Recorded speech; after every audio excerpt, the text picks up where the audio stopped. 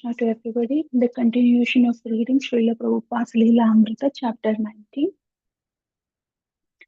Michael Grant. I first heard about the initiation just one day before it was to take place. I had been busy with my music and hadn't been attending. I was walking down Second Avenue with one of the prospective initiates, and he mentioned to me that there was going to be something called an initiation ceremony. I asked what it was about, and he said, all I know is it means that you accept the spiritual master as a God. This was a big surprise to me, and I hardly knew how to take it. But I did not take it completely seriously, and the way it was mentioned to me in such an offhand way made it seem not very important. He asked me very casually whether I was going to be involved, and I also, being very casual about it, said, well, I think I will. Why not? I will give it a try. Jan did not think she would make an obedient disciple, and initiation sounded frightening. She liked the Swami, especially cooking with him, but it was Mike who convinced her he was going, so she should come along with him. Carl Jurgens knew something about initiation from his readings, and he, more than the others, knew what a serious commitment it was. He was surprised to hear that Swamiji was offering initiation, and he was cautious about entering into it. He knew that initiation meant no illicit sex, intoxication, or meat eating, and an initiated disciple would have new responsibilities for spreading the teachings to others.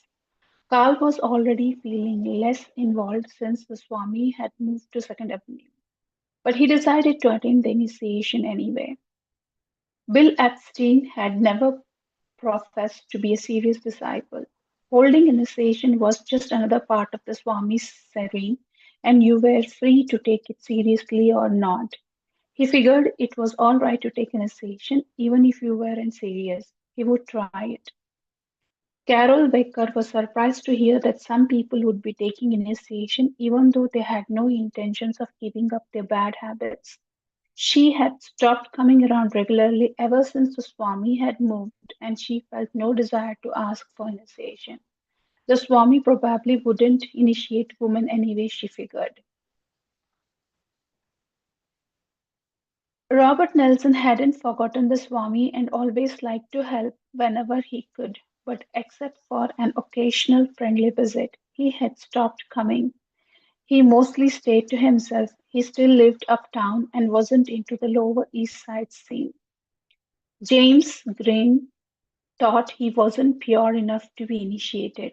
Who am I to be initiated? But the Swami had asked him to bring something over to the storefront.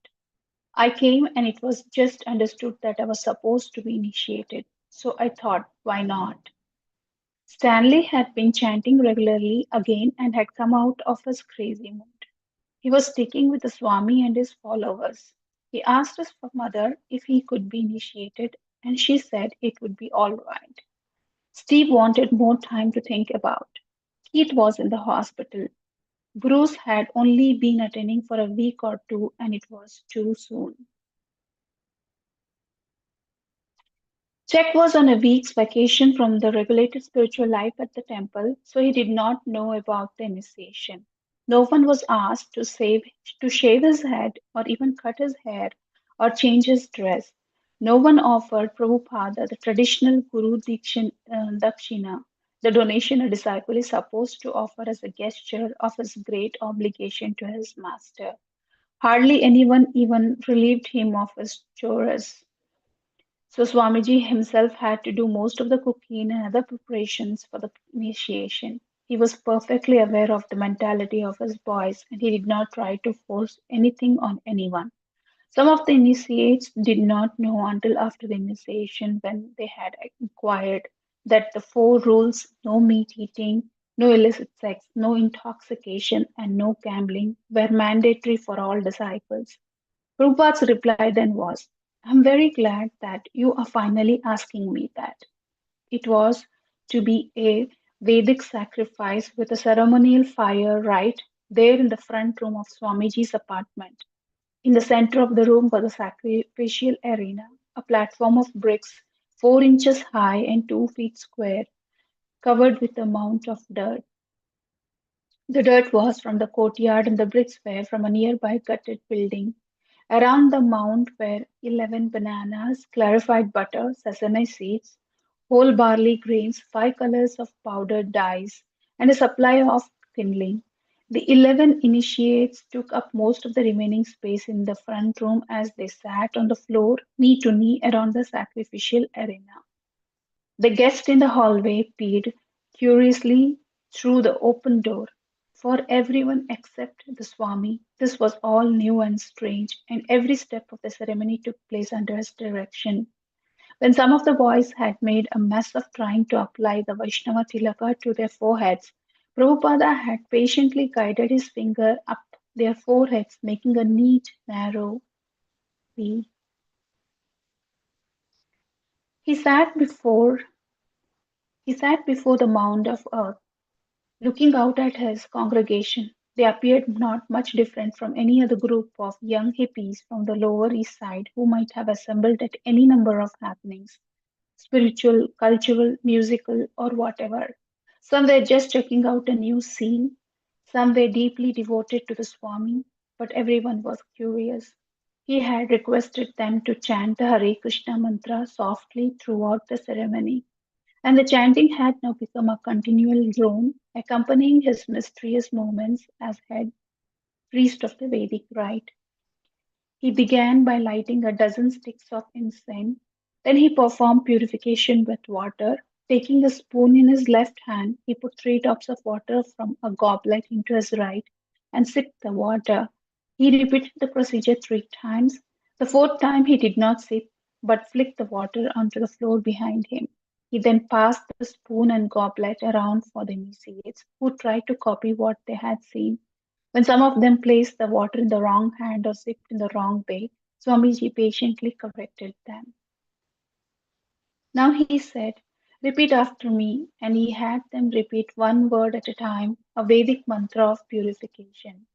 Om Apavitraha Pavitro Va Sarvavasthana Gato Piva Yah Smarita Pundarikaksham Sa Bhadya Bhayantara Suchi Shri Vishnu Shri Vishnu Shri Vishnu. The initiates tried, flattering, to follow his pronunciation of the words, which they had never heard before. Then he gave the translation, unpurified or purified, or even having passed through all situations. One who remembers the lotus eyed Supreme Personality of Godhead is cleansed within and without. 3 times he repeated the sipping of the water, the drone of the Hare Krishna mantra filling the room as the goblet passed from initiate to initiate and back again to him. And 3 times he led the chanting of the mantra Om Pavitraha. Then he raised a hand, and as the buzzing of the chanting trailed off into silence, he began his lecture. After the lecture, he asked the devotees one by one to hand him their beads, and he began chanting on them Hare Krishna, Krishna Krishna, Hare Hare, Hare Rama, Rama Rama, Hare Hare. The sound of everyone chanting filled the room. After finishing one strand, he would summon the owner of the beads and hold the beads up while demonstrating how to chant. Then he would announce the initiate's spiritual name, and the disciple would take back the beads, bow to the floor, and recite Namam Vishnu Padaya Krishna Preshtaya Bhutale Srimati Bhakti Vedanta Swami Iti Namine. So we stop here for today's reading. We see that the initiation program, the first initiation program being conducted by Srila Prabhupada, and all the disciples being very curious to understand what the initiation program is.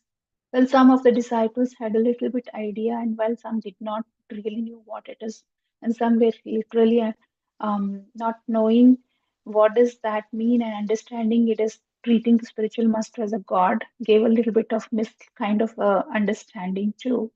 However, everyone wanted to see what the initiation program was, and so though they were prepped or not prepped, They just wanted to be present to see what Prabhupada was going to do.